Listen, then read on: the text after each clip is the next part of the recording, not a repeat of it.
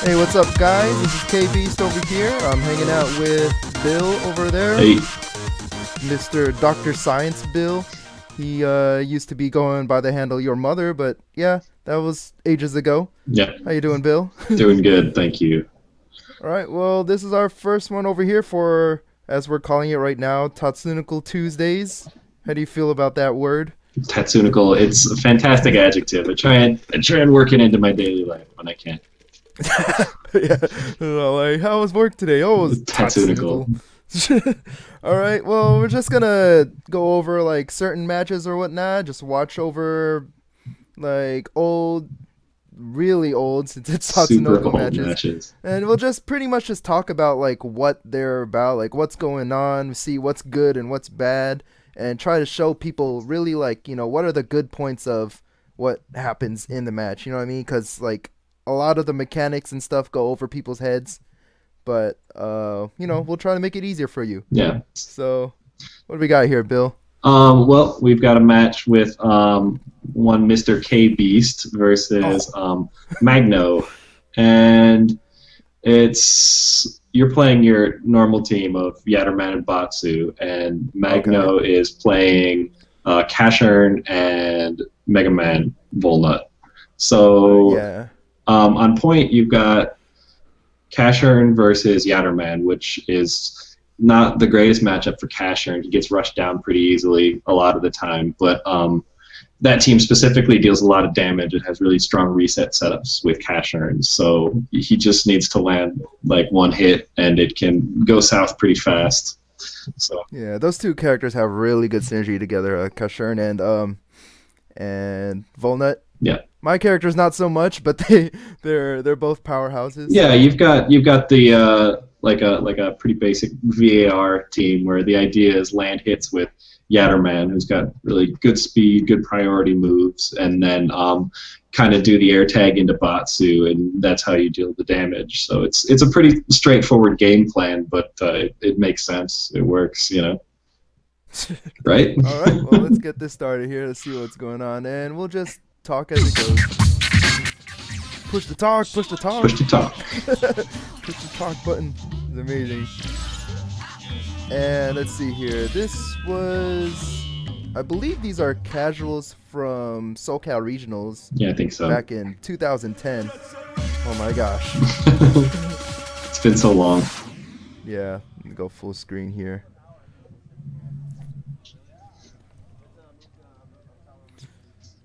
Yeah, it has to be one of the later matches before most of us stopped playing TVC, because this mix that I have in particular was like a later one I made. Yeah, the infamous Jet Set Radio TVC mix.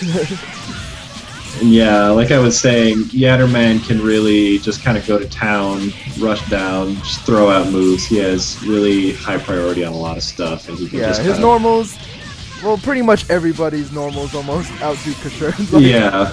He's a ridiculous, like, oh, I got all these long limbs and stuff, I'm just gonna poke, just gonna, like, punch, like... You got really long buttons and also really fast movement and really fast normals. One of the downsides of this team, though, is no DHC potential at all.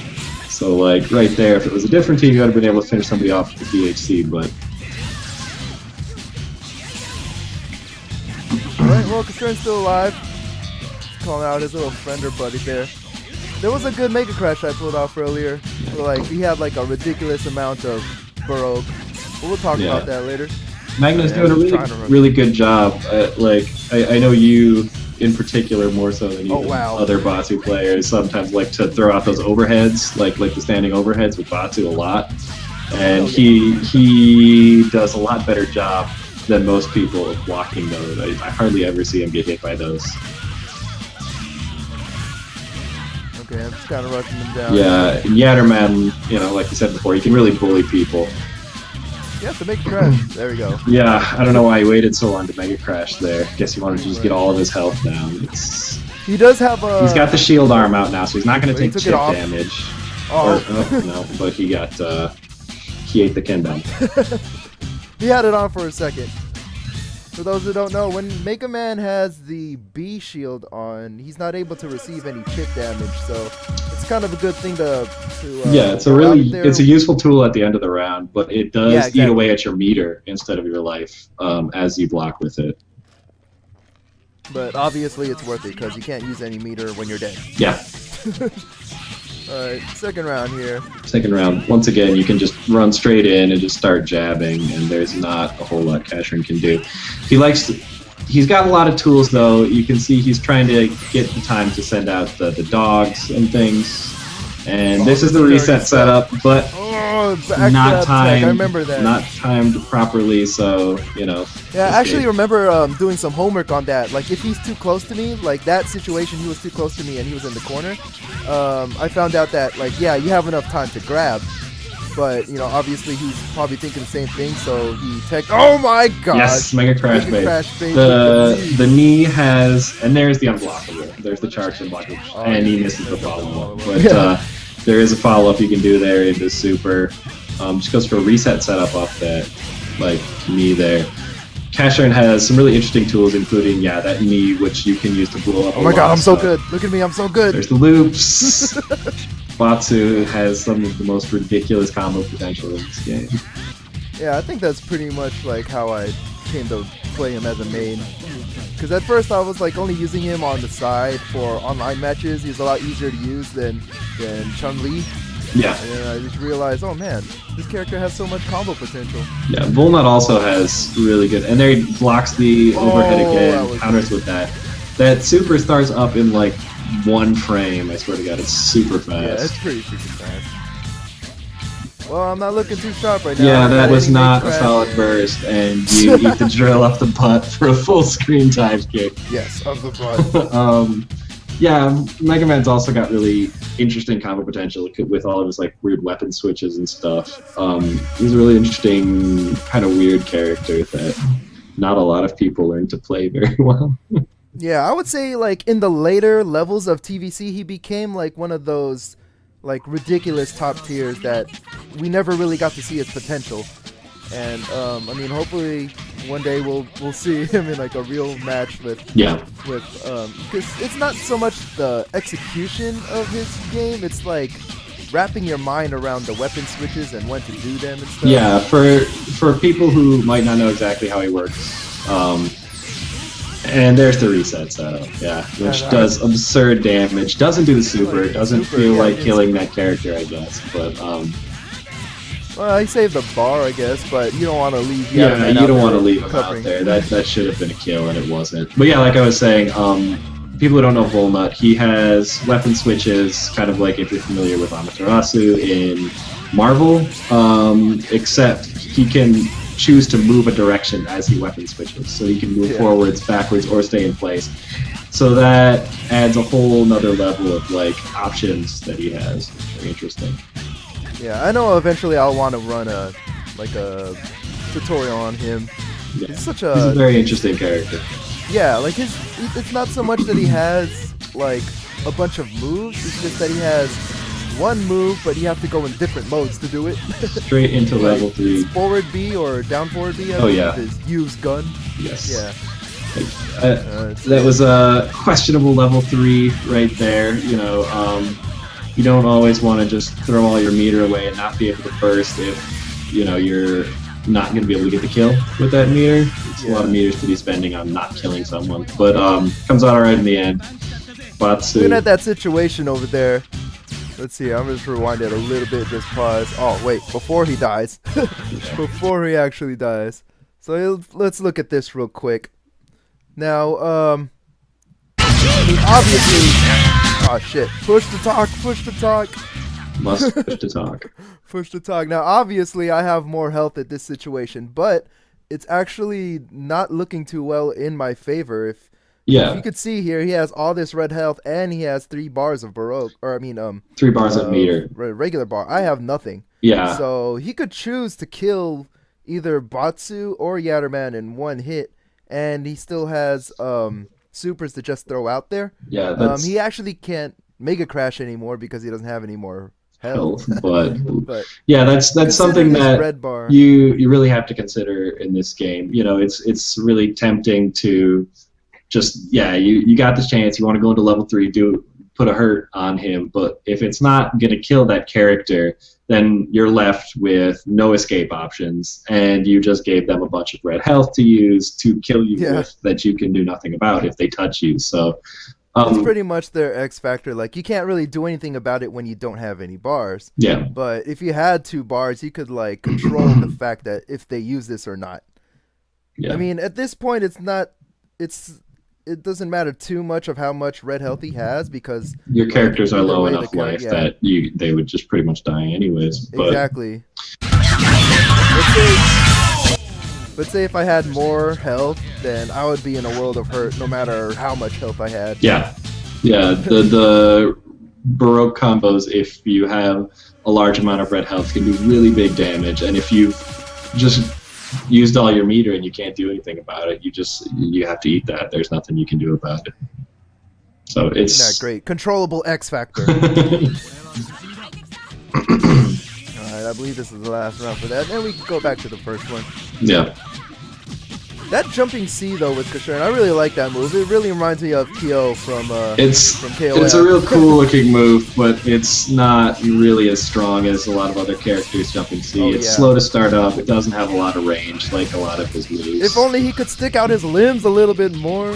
Yeah, man. What the heck, man? His longest ranged normal is that weird command move he has with the forward B, right? Which you can't do anything out of. And like other than that, his buttons are all really, really kind of short, slow, bad.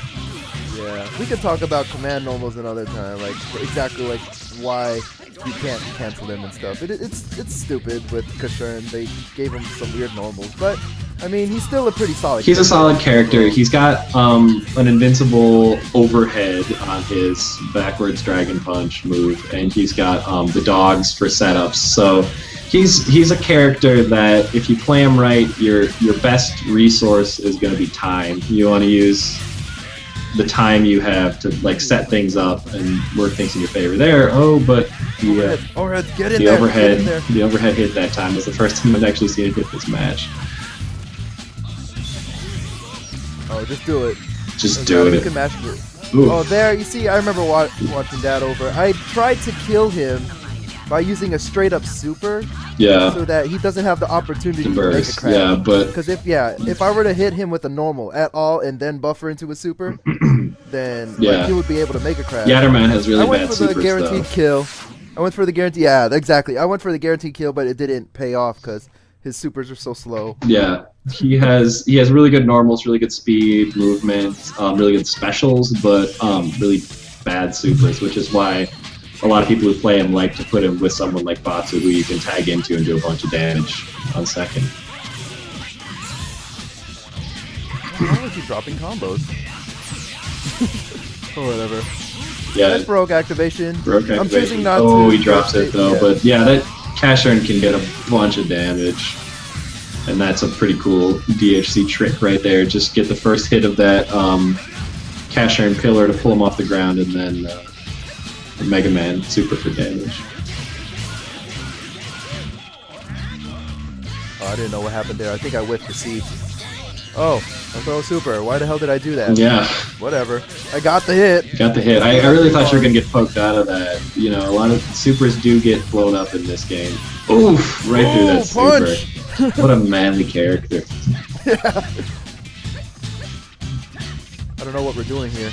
Yeah, and for people, once again, who don't know, Batsu retained his tardy counters. If you're not familiar with rival schools, you can break out of blocks done with a move. And in this game, he gets super armor, and the one on medium is an overhead. It has super armor. You can combo off of it. Out of it. Yeah, it's so ridiculous. It's absurd. It doesn't cost any meter. It's really good. I think one reason not more supers. Oh, I think that was punishable. Batsu's super, if it doesn't hit cleanly like that, people can fall out early and punish you even on hit. So you got to be careful when you use it. Yeah, I was saying about the tardy counter. I was thinking about this. The double overheads. I don't think he would have had any defensive options whatsoever if he didn't have that. I mean, it's really super cheap. Don't get me wrong. I play the character and I I think it's mean, super I cheap. feel like Batsu has fine defensive options. He has the yes, Oh, and level that's a 3. good use of level 3 because it's going to finish the match. Yay. I feel like Batsu has good defensive options. He has an invincible DP, which a lot of characters don't. That he can then broke into damage. I feel like he's a really strong defensive character, and he has really strong combo options. Like Okay. I feel like he does well in that way. His If I was going to list weaknesses for Batsu, it would be that his offense is a little predictable. Like Oh yeah. he doesn't have a lot of really strong mix-ups. Like you, basically, the best thing he has going for him is the overhead if he's going to be coming in on offense. And like you saw with Magno in this match, it's easy if you're aware of it to just scout it out, block it, and just carry on with your life. But like, yeah, because he can then blow you up on the defensive. He can throw it out of blocks done with super armor, or he can do the DP and then broke that and combo. I feel like he's got really strong defensive options in this game Okay. when he's on point. And obviously, yeah, he's used a lot as a second character because you can air tag into him and get the dive kick loops, which are sick. Well, the way I see Batsu, like you really have to, as you were saying, his offense is kind of predictable because he doesn't really have like fast mix-ups that are like ridiculous. Trying to think of somebody like I don't know, Tekkaman Blade. I don't know. Techman He has a Blade, little Jin the rapid Swan, slash. or something, you know. Oh, June the Swan's sick, but you know what I mean? Like when he's by himself, he has to be the aggressor. Yes. Like I don't see him like zoning. His zoning's not a great, you know. There aren't a lot of Um, characters who can really zone effectively in this yeah. game. In the game of TVC, it's very rushdown heavy, but there are Heavy. some exceptions. Saki, I think, is the only one who really plays a zoning game. I don't think Duranjo is really a zoning character. Her setups She don't has zoning elements, but yeah, I agree. Like she's they not don't push you necessarily a zoning. out. The goal is really to hit you with something like, hit you with a guy falling from the sky and then combo you or something. She doesn't really want to keep you at full screen or anything. Saki's Yeah, the exactly. only real like zoning character in the game who really is invested in keeping you away. Exactly. Like she's pretty much purely a zoner with her. I mean, obviously she has the gun and stuff like that, Yeah, but like she doesn't really have options that are great for rushdown, yeah, and she has good options for chip. But yes. there you go. I'm just gonna try to rewind it to some points here. Well, I was looking for one in particular. Let me see. I have to put. What if I could do this without? All right, talking.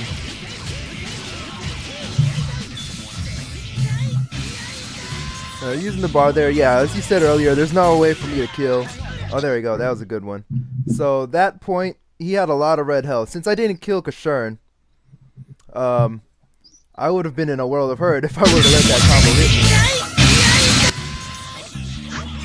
me. Look how much red health he has. He hit me, and I still saved the bars for the Mega Crash. Yeah. So it was a good In call in for me that to. case, yeah, it's fine to use that bar. I mean, there are different ways to look at it. There are levels there because then you can force him to use it, and like Exactly. it gives him the red health, yes, but you also have the safety net of the burst, so it's still in your advantage at this point because he's low on health and you have the options to deal with any kind of damage that he's going to try and deal to you. So it was fine to use it in that case. Yeah, I think in his mindset at this point right here was to like if he didn't land a hit, he would probably want to hard tag Volnut out so that he could recover that Kashurn health. But since he had so much red health, obviously I don't want to eat that combo. I want to Mega Crash that. Yeah. So he's sacrificing the red health to force my hand into getting rid of two of my bars Yes. so that To he your could bars. Yeah. bank that later. Yeah, he could bank that later and say, "Oh, I could do a combo on him without having to worry about Mega Crash." So I mean, it's kind of a it's in my favor still, but he had to choose something. Yeah. So, like, yeah, to force something. If he hard tagged out Volnut, yeah, he would have recovered Kashurn's health, but I still have meter for Beta Crash. At that point, that much red health is still within, like, one combo worth of damage. So it doesn't really make a lot of sense for him to tag out and try and recover that much health. In TVC, a lot of the times you don't really get enough red health that it's really worth it to try and tag out. It's usually more worth it to use it as Baroque Life. We're always Baroquing. Yeah, it's a really strong mechanic, and when you tag out, you recover health slowly, and you generally don't get enough of it back to really prolong your life that much that it's more useful to you than using it as Baroque Life. So. Hence why this game is offensive. Yes. All right. Anything else, Bill, you want to point out in this specific match here? Is this a cross-up dive kick I'm seeing here? Looks like a cross-up dive kick. That looks really, really beefy. Maybe. I mean, it's on the back of your dive kick is pretty fast and high priority. Yeah, it's fast and high priority. You can't combo off of it without spending resources. Yeah. It is unsafe on block, so... It is unsafe on block, and you can't combo it, but... I don't know how it works if I push block it. I don't remember, but some things are weird when you push block things. They become safe. Example, moves that aren't. So in some situations you don't want to push block. Yeah, like the famous one being Alex's jump C, like the dive attack from Third Strike, where if you block it normally, he just does this like really slow roll on the ground, and you have like a year and a half to punish it. But if you push block it, he just stands straight up and he's ready to go. Yeah, he's ready for a command grab. Or whatever. All right. Oops. So is that it for this match, Bill? Yeah, I think we kind of talked about the important general aspects of it. Alrighty. Thank you for watching, guys. I'll see you next time. Yeah, thanks, guys. TATSUNICAL Tuesdays.